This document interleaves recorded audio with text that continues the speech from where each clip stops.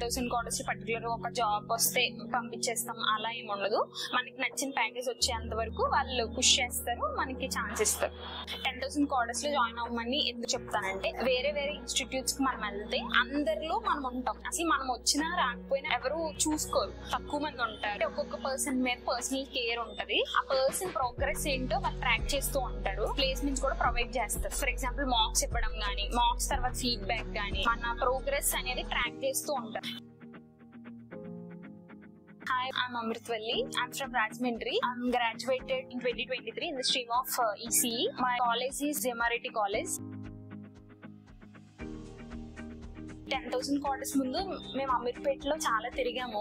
Normal demos అవన్నీ విన్నాం. కాకపోతే ఏంటంటే ప్రతి ఇన్స్టిట్యూట్ లో చాలా ఎక్కువ మంది ఉంటున్నారు. ఒక క్లాస్ లో ఒక 300 మెంబర్స్ అలా ఉంటున్నారు. అలా ఉంటే ప్లేస్ అవుతారో లేదో తెలియదు, అర్థం అవుతుందో లేదో కూడా తెలియదు కదా. అంటే ఒక్కొక్క పర్సన్ ని కాన్సన్ట్రేట్ చేస్తారో లేదో కూడా మనకు తెలియదు. లైక్ కాలేజ్ లా ఉంటుంది. అందుకని చెప్పి మోస్ట్లీ మేము ఏం చూసామంటే 10,000 కోడర్స్ కోసం వెబ్సైట్ లో చూసాం.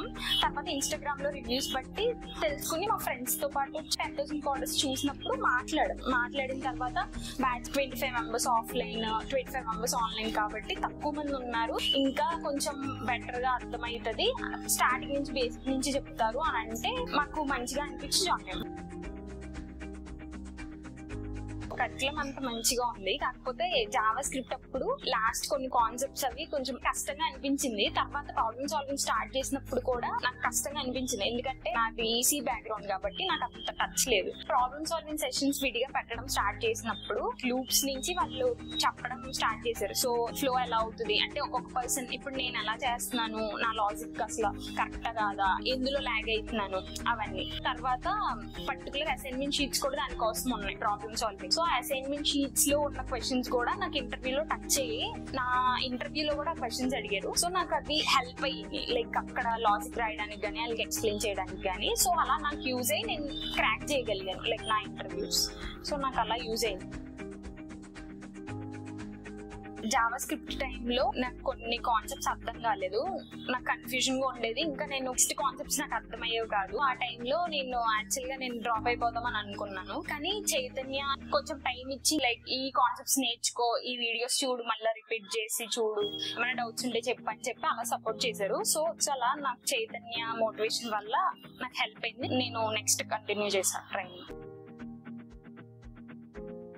10,000 కోడర్స్ లో మార్క్స్ తీసుకుంటారు. లైక్ HTML, CSS అయిపోయిన తర్వాత ఒకటి అలా డిఫరెంట్ కాన్సెప్ట్స్ అయిన తర్వాత మార్క్స్ తీసుకుంటారు. మార్క్స్ ఎందుకు ఎక్కువ తీసుకోవాలండి, ఫర్ ఎగ్జాంపుల్ ఒక మాక్ లో మనం లైక్ JS చెప్పలేకపోతే నెక్స్ట్ వాళ్ళు రిమార్క్స్ ఇస్తారు, లైక్ ఈ మాక్ లో ఈ కాన్సెప్ట్స్ మీకు డౌట్ ఉన్నాయండి. సో నెక్స్ట్ మాక్ కి మనం ఇంప్రూవ్ చేసుకోవచ్చు. సెట్ అయిన అమౌంట్ ఆఫ్ మార్క్స్ మనం ఇస్తే, ఎన్ని ఎక్కువ మార్క్స్ ఇస్తే అంతలా మనకి హెల్ప్ అవుతుంది. ఫైనల్ ఇంటర్వ్యూ వచ్చినప్పుడు ఇప్పుడు కాన్సెప్ట్స్ కొత్తగా చూసినట్టు గానీ, అంటే అట్మాస్ఫియర్ కొత్తగా గానీ మనకి డిఫరెంట్ గా కనిపించదు.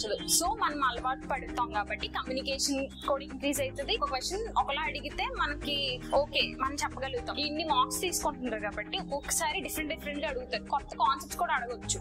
సో ఏంటంటే మనకి ఫైనల్ ఇంటర్వ్యూ వచ్చినప్పుడు గానీ అలా మనకి ఈజీగా అలవాటు అవుతుంది, ఇంకా కాన్ఫిడెన్స్ వస్తుంది, మనం ఈజీగా క్రాక్ చేయొచ్చు.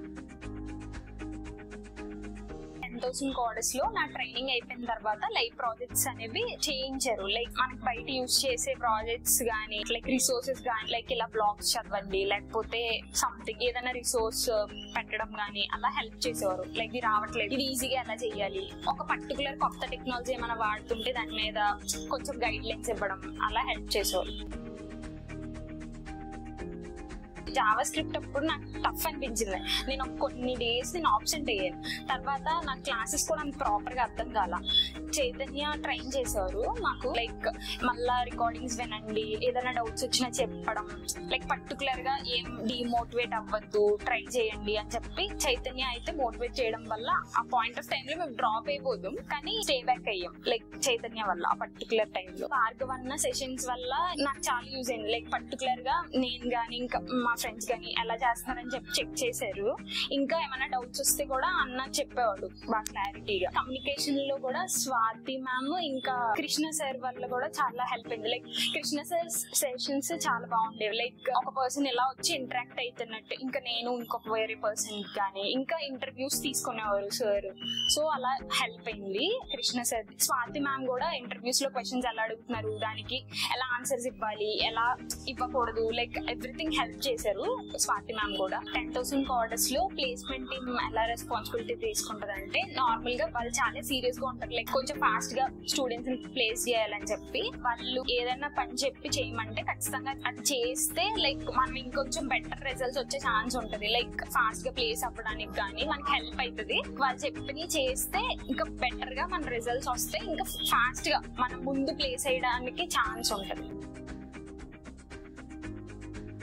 10,000 కార్డర్స్ లో జాయిన్ అవ్వమని ఎందుకు చెప్తానంటే, నేను కన్సిడర్ చేసుకున్న పాయింట్స్ ఏంటంటే, లైక్ తక్కువ మంది ఉంటారు, ఒక్కొక్క పర్సన్ మీద పర్సనల్ కేర్ ఉంటది. ఆ పర్సన్ ప్రోగ్రెస్ ఏంటో వాళ్ళు ట్రాక్ చేస్తూ ఉంటారు. ప్లేస్మెంట్స్ కూడా ప్రొవైడ్ చేస్తారు. ఫర్ ఎగ్జాంపుల్ మార్క్స్ ఇవ్వడం గానీ, మార్క్స్ తర్వాత ఫీడ్బ్యాక్ గానీ, మన ప్రోగ్రెస్ అనేది ట్రాక్ చేస్తూ ఉంటారు. వేరే వేరే ఇన్స్టిట్యూట్స్ కి మనం వెళ్తే అందరిలో మనం ఉంటాం. అసలు మనం వచ్చినా రాకపోయినా ఎవరు చూసుకోరు. బట్ ఇందులో ఏంటంటే, ఇన్ కేస్ మనం రాకపోతే అసలు మన ప్రాబ్లం ఏంటి అని చెప్పి ట్రాక్ చేస్తూ వాళ్ళకి ఏమైనా ఇష్యూ ఉంటే పర్టికులర్ గా వాళ్ళ కోసం స్పెసిఫిక్ గా క్లాసెస్ తీసుకోవడం గానీ అలా చేస్తారు. కాబట్టి ఈజీగా ప్లేస్ అయ్యే ఛాన్స్ ఉంటది. ఫైనల్ గా ఎవరికైనా ప్లేస్మెంట్ కావాలి కాబట్టి కంపల్సరీ ప్లేస్మెంట్ కూడా వస్తుంది. సో అలా 10,000 కార్డర్స్ లో జాయిన్ అవ్వడం బెటర్.